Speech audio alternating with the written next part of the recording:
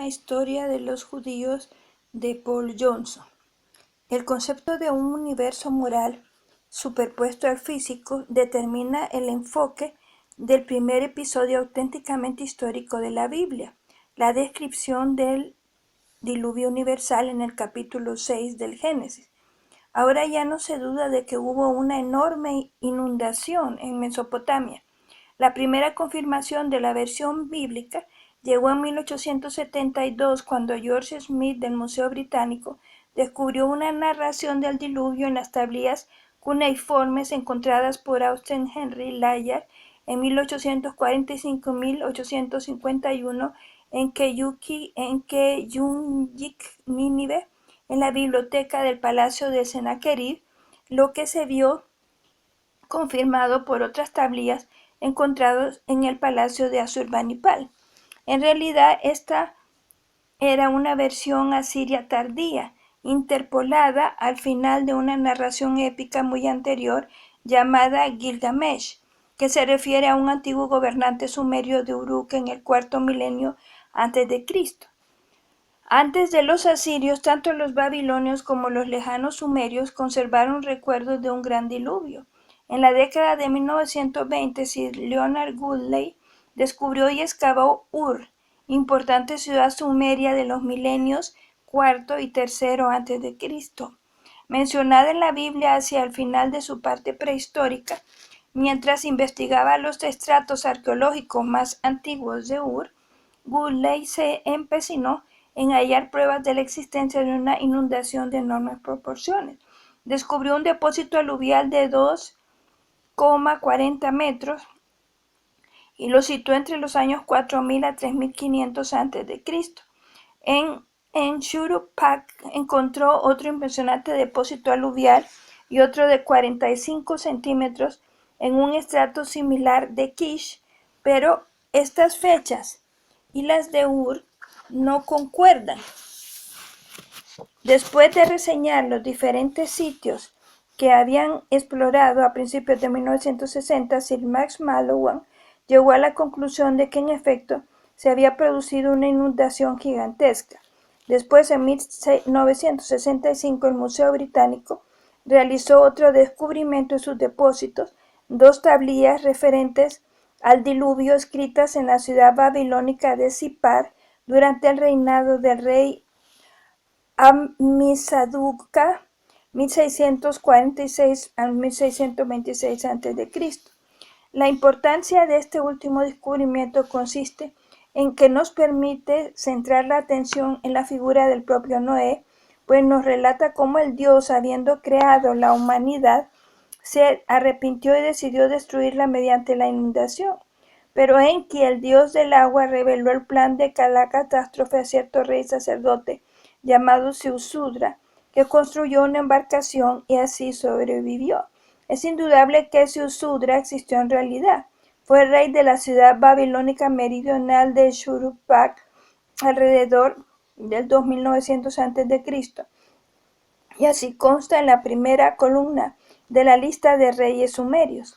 En la propia Shuruppak se hallan pruebas de que existió una inundación fenomenal, aunque la fecha no se corresponde con la inundación de Ur que ofrece Woodley. La figura salvadora de Ziusudra, presentada en la Biblia como Noé, proporciona por consiguiente la primera confirmación independiente de la existencia real de un personaje bíblico. Existe, no obstante, una diferencia fundamental entre la explicación bíblica del diluvio y la narración épica babilónica sumeria. A diferencia de Ziusudra, Noé es una persona moral arraigada firmemente en la escala de valores que el Génesis reconoce desde el principio mismo. Además, mientras la versión de Gilgamesh relata episodios aislados y carece de un contexto moral e histórico unificador, la versión judía percibe cada hecho como un trasunto de cuestiones morales y testimonio colectivo de un plan providencial. Es la diferencia entre la literatura secular y la religiosa, y entre el mero folclore y la historia consciente y determinista. Además, Noé no es solo el primer hombre real de la historia de Israel. Su relato anticipa elementos importantes de la religión judía. Está presente la obsesión del Dios judío por el detalle en la construcción y carga del arca. También el concepto del hombre virtuoso. Lo que es incluso más importante, está la tendencia judía a subrayar el valor supremo de la vida humana a causa de la relación imaginaria del hombre con Dios, que aparece en el fundamental versículo 6 del capítulo 9 del Génesis. El que vertiere sangre del hombre por otro hombre, será su sangre vertida, porque Dios hizo al hombre a su imagen. Podría afirmarse que este es el postulado fundamental de la fe judía y resulta significativo que aparezca en relación con el diluvio, el primer hecho histórico para el cual existe una confirmación no bíblica.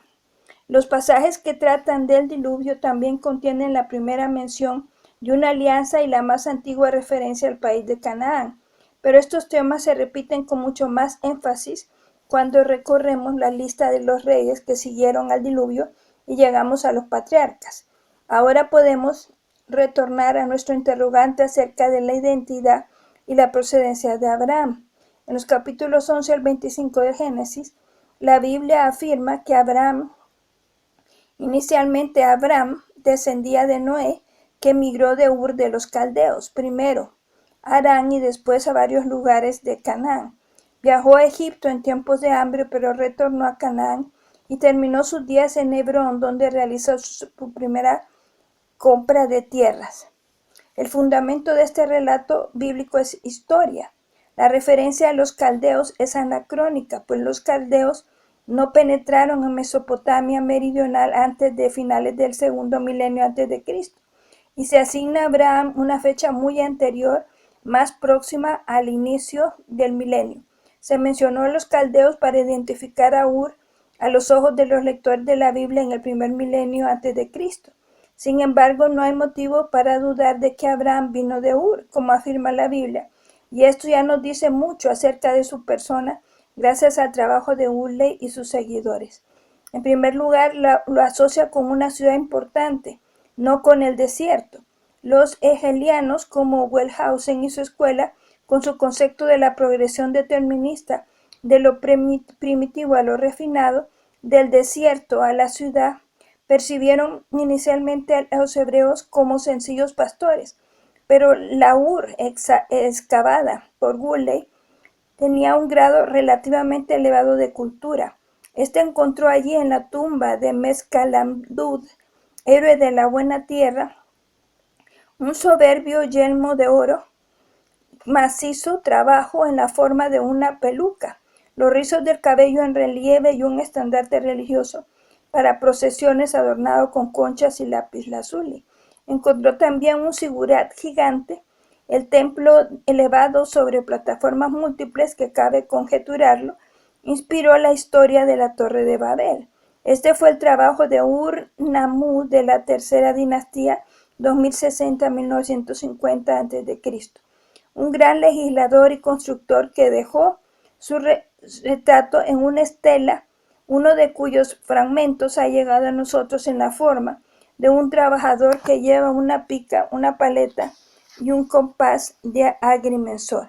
Es probable que Abraham saliera de Ur después de la época de este rey y que llevase consigo a Canaán relatos acerca del sigurat que se elevaba hasta el cielo y de la historia muy anterior del diluvio. Cuando realizó este viaje, atribuir fechas a los patriarcas no es una tarea tan insoluble como se creía otrora. Por supuesto, en Génesis las fechas antediluvianas son esquemáticas, pero no deben menospreciarse las genealogías como tampoco las restantes listas de reyes primitivos.